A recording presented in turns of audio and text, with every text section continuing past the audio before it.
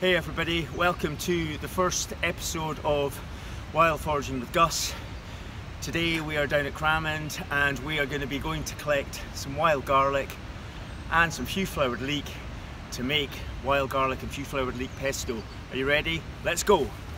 So, in light of everything that's going on in the world just now with the COVID-19 virus, social distancing and everything, we wanted to still be able to get you guys out and doing some stuff, and coming and picking wild garlic might be something that you guys can do in your family groups. You find wild garlic normally in damp, dark places along the side of the river, and I'm about to take you down to show you what it looks like and how you pick it. Okay.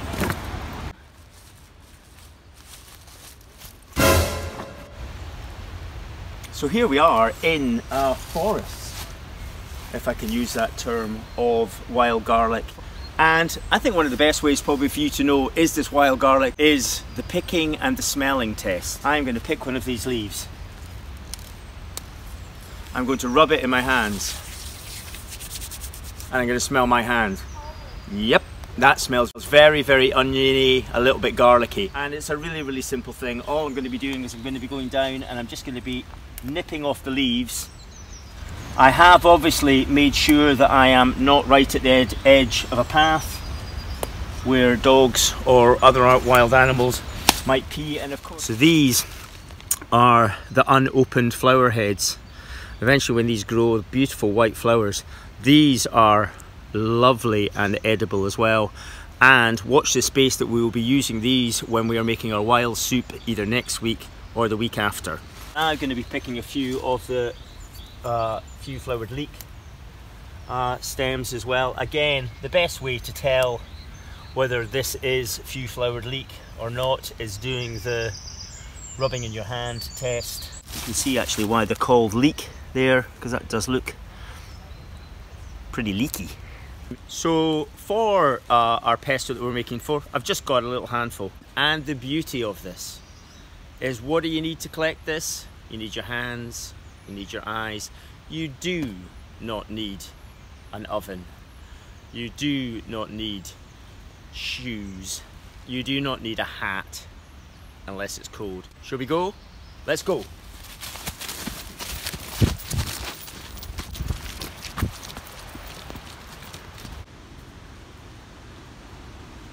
So here we are back in Gussie's kitchen, and the most important thing before we start doing anything is we are going to clean what we've got.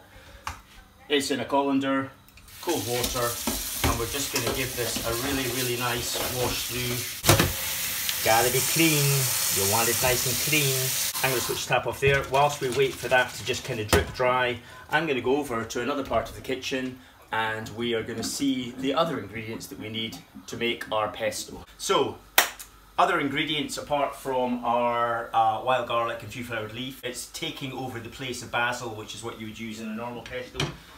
Very, very simple ingredients. We have a wee handful, I think, of roasted pine nuts. We have a little bowl of grated parmesan. We have some extra virgin olive oil. We have some lovely sea salt. We have some fresh ground pepper. And optional, we have some lemon juice. Okay. As with most things earth calling, is we tend not to follow recipe books or not to follow kind of any rules really. We like to kind of do things a little bit our way. So I have a pile here of our few-flowered leek and our garlic leaves washed and dried, and what I'm going to do with a knife is I'm going to sort of chop them up. Children, be careful when using a knife. This might be an opportunity for your parents to come in. So, not going to chop it too fine, and I'm just going to chop it up. I like my pesto quite leafy. Chopped, but not, you know, not mad chopped. What we're going to do now is we're going to stick this into a bowl. This bowl, in fact, it's a rather nice bowl. Now, if you have a pestle mortar, you could be using that. I have my own homemade masher carved from a piece of beechwood.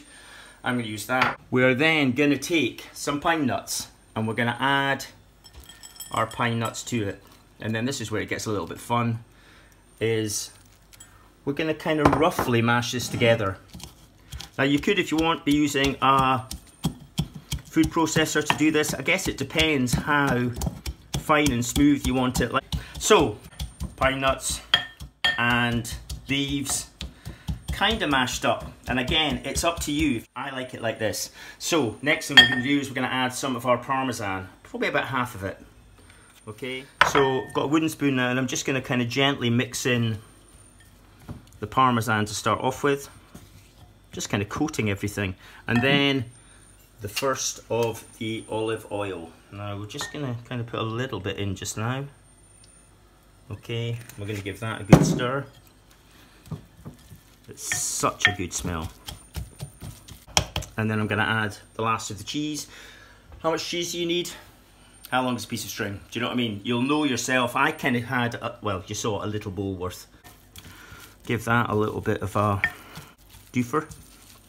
And then I'm going to add some more olive oil. I'm going to have a little taste of it in a second just to check how I think it is. I'm going to get a wee teaspoon and just give it a wee taste.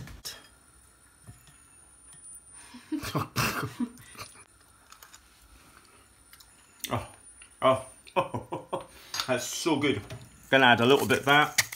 I'm going to add a wee tinge of this. I'm going to give it another wee stir.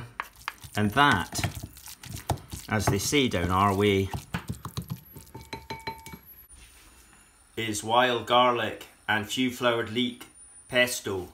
So now all we're going to do is we're actually going to put it into a jar. Now I would recommend, obviously these are very, very clean jars. I'm suggesting to you that you eat this, you know, within a few kind of days. And there you have it. Earth Callings, wild garlic and few flowered leek pasta.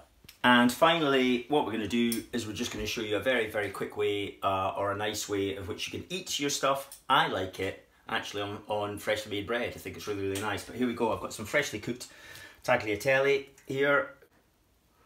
Drop it into a little bowl. I'm then going to go over to our lovely pesto. A teaspoonful of it. And all we're going to do, you could probably do this actually in a bigger bowl if you were a bit more sensible than I am. We're going to finish it with a couple of stems of few flowered leek. And hey presto, tagliatelle. Thank you for watching and for listening the first of, and maybe the last, of Gussie's foraging and cooking. I hope you enjoyed it. If you do have any questions, you can ask me via all of our social media outlets. And enjoy. Stay safe, social distance, and bye bye. I'll see you later.